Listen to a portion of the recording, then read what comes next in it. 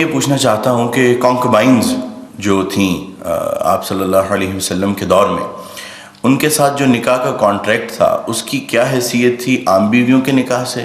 مختلف کیا تھا اس میں؟ اور ان بطور بیوی ان کی حیثیت کیسی تھی اور ان کے ساتھ کس طرح کا معاملہ کیا جاتا تھا، اور بعد میں وراثت میں ان کا کیسا حصہ تھا؟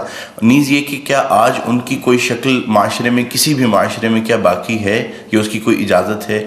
دوسرا ڈاکٹر صاحب یہ کہ اگر اس کو ایلیبریٹ آپ کر دیں تو ساتھ یہ بھی بتا دیجیے گا کہ سورہ نساء کی جو آیات ہیں، آیت نمبر 4 اور 24 جس میں وما ملکت ایمانکم ان کے بارے میں آیا ہے، ان کو زیادہ ایلیبریٹ کرنے کے لیے کون سی تفسیر بہترین ہے جس کو پڑھا جا سکتا ہے، اگر آپ کو اس وقت آپ ریکال کر سکیں؟ جزاک اللہ۔ پہلے تو اپنی بات میں ایک تصحیح کر لیجئے، باندیوں کے ساتھ یا لونڈیوں کے ساتھ یا کانکوبائنز کے ساتھ کوئی نکاح نہیں ہوتا تھا۔ منکوحہ وہ بیویاں کہلاتی تھیں اور یہ باندیاں کہلاتی تھیں، یہ ملکیت ہوتی تھی۔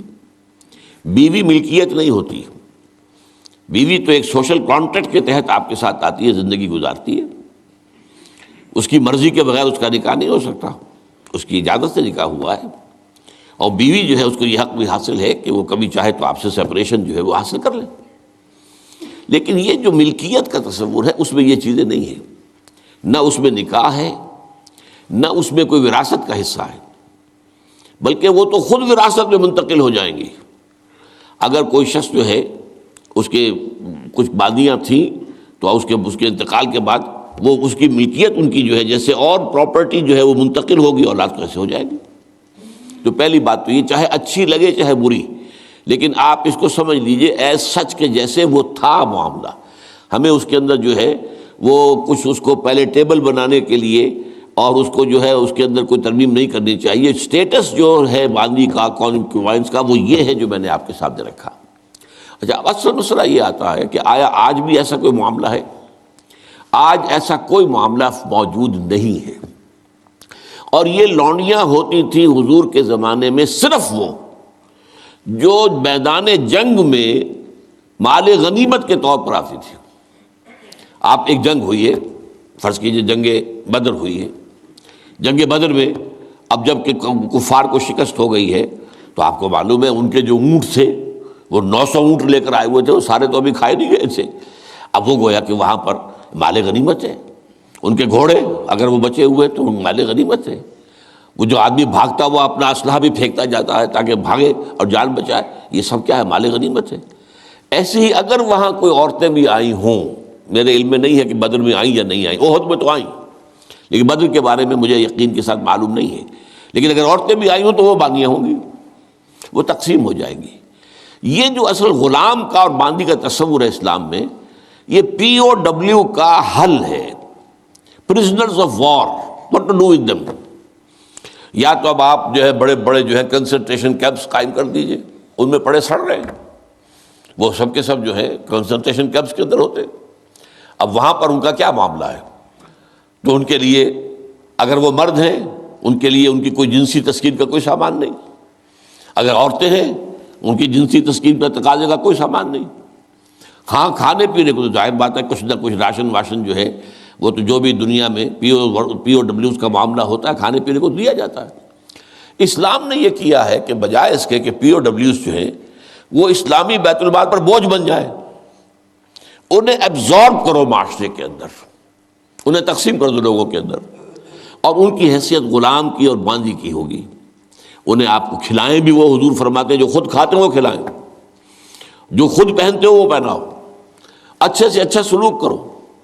پھر ان کی ایمنسیپیشن کا ایک سلسلہ شروع کر دیا گیا، فلاں اگر تم سے گناہ ہو گیا ہے تو کفارہ یہ ہے ایک غلام آزاد کر دو، قتل خطا ہو گئی ہے، وہاں تم سے غلطی سے تمہارا ارادہ نہیں تھا، کوئی تمہارے ہاتھوں مارا گیا ہے، گولی چل گئی تم سے اور کوئی شخص جو ہے وہ مر گیا ہے، اس کے لیے بھی وہ غلام جو ہے آزاد کرو۔ گناہوں کے کفارے میں غلاموں کو آزاد کرنا، پھر غلاموں کو آزاد کرنے کی تلقین، نصیحت، پرسویشن، یہ نیکی کا بہت بڑا کام ہے، غلام کو آزاد کرو۔ یہ ساری چیزیں جو ہیں اس کے ذریعے سے ایک دفعہ انہیں سوسائٹی میں جذب کرنے کے بعد وہ علیحدہ ایلیمنٹ نہیں رہے، اب سوسائٹی کا حصہ بن گئے۔ وہ ایک گھر کے اندر ہیں، وہاں رہتے ہیں، ان کے ساتھ جو ہے ان کے مالک ہیں، اور اسی طریقے سے ان کو رفتہ رفتہ ان کی ایمینسیپیشن کا بندوبست کیا اسلام نے. اور اس میں آپ کو معلوم ہونا چاہیے اس درجے ایمینسیپیشن ہوئی ہے کہ ایک وقت ایسا تھا عالم اسلام میں ساری حکومتیں غلاموں کی تھیں. مڈل ایسٹ میں ممالک کی حکومت، مملوک کہتے ہیں اس کو کہ جو کسی کی ملکیت ہے، غلام ہے. ممالک بڑے بادشاہ ہوئے. ہندوستان میں جو دہلی میں پہلی حکومت قائم ہوئی ہے وہ کون تھے؟ خاندان غلامہ، قطب الدین ایبک اور یہ بلبن، ایسے ایسے شاندار، اور جو ہے اور یہ التتمش، یہ کون تھے؟ غلام تھے. ہمارے بڑے بڑے دین کے علماء ائمہ غلام، چنانچہ بڑے علماء اساتذہ غلاموں میں سے. تو اسلام نے یہ راستہ اختیار کیا ہے. البتہ آخری سوال کا یہ ہے جو میرے اپنے ذہن میں ہے کہ اسلام نے اس انسٹیٹیوشن کو فائنلی ایبروگیٹ کیوں نہیں کیا؟ ایبروگیشن، جیسے آپ کو معلوم ہے سود کا معاملہ چلتا رہا، آخر میں آ کے سن 9 میں فائنلی طے کر دیا گیا حرام، اب اس کے قریب مت پھٹکو.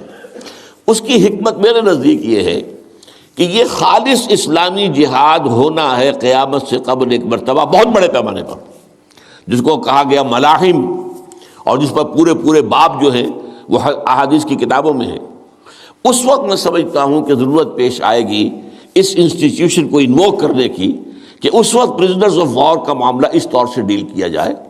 لیکن اس وقت تک کسی آزاد انسان کو پکڑ کر غلام بنا لینا بہت بڑا گناہ ہے، ناقابل معافی گناہ ہے، کسی کو حق حاصل نہیں ہے. یہ جو امریکنز لے گئے تھے، آپ کو معلوم ہے یہ افریقہ کے مغربی ساحل کے ساتھ ساتھ وہاں سے یہ لوگ لے کر گئے پکڑ پکڑ کر ان کو، افریقیوں کو، اور وہاں جا کر انہیں غلام بنایا ہے اور شدید ترین جو ہے سختیوں میں انہیں رکھا ہے. یہ معاملہ اسلام میں نہ کبھی ہوا ہے، نہ اس کی کوئی اجازت ہے. کسی غلام، کسی آزاد انسان کو پکڑ کر زبردستی غلام بنا لینا، اس کی نہ کبھی اجازت رہی ہے نہ کبھی ہوگی. البتہ پرزنرز آف وار کے معاملے میں یہ شکل ہے جو اسلام میں رہی ہے، اور ہمیں اسی طریقے سے سمجھنا چاہیے. چاہے ٹھیک ہے دنیا اس کے اوپر فکرے چست کر دے گی، یا کوئی اس کو کہے گی، پاس بہت سی چیزیں ہیں کہ جو لوگوں کے عام جو مزاج اس وقت کا ہے وہ اس میں وہ ذرا آسانی سے وہ بات جو ہے ان کے ذہن کے اندر اترتی نہیں ہے. لیکن we have to be faithful کہ دین کی اصل تعلیم کیا ہے، اسی کے ساتھ جڑے رہنا چاہیے.